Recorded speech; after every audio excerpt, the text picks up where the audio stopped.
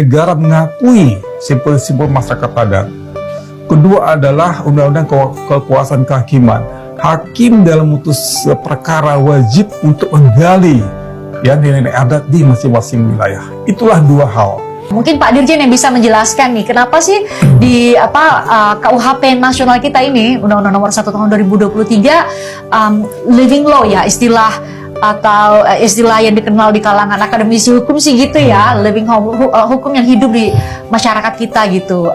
Kalau kita sih mungkin dari TikTok itu, oh ada hukum adatnya Dayak, ada hukum adat Papua, hukum adat.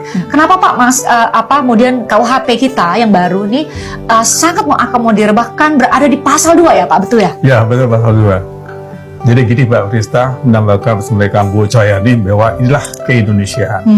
Jadi suatu tindak pidana ya yang menghormati nilai adat. Nah, Indonesia memiliki hal seperti itu yang sudah diadopsi dalam pasal 2 tadi ya, atau dikenal living law atau hukum pidana adat.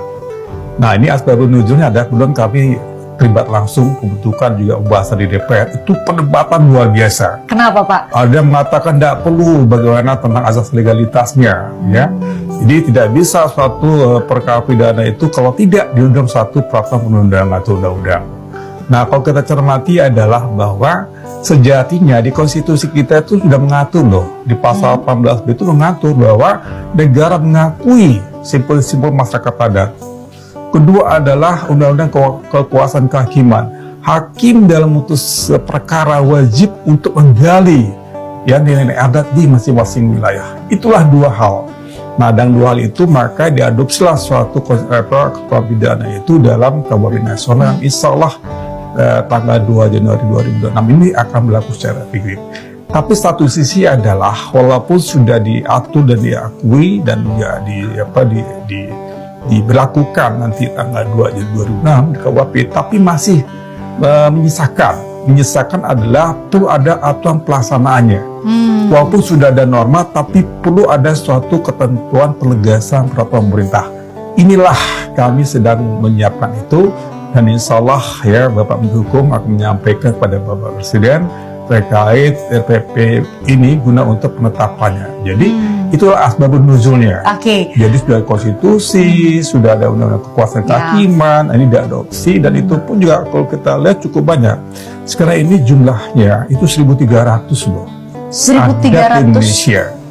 Adat di Indonesia? Iya, tapi nggak semua itu boleh dikualifikasikan sebagai living law. Itu ada barrier-nya, ada batasannya. Batasannya apa? Ada 4 hal.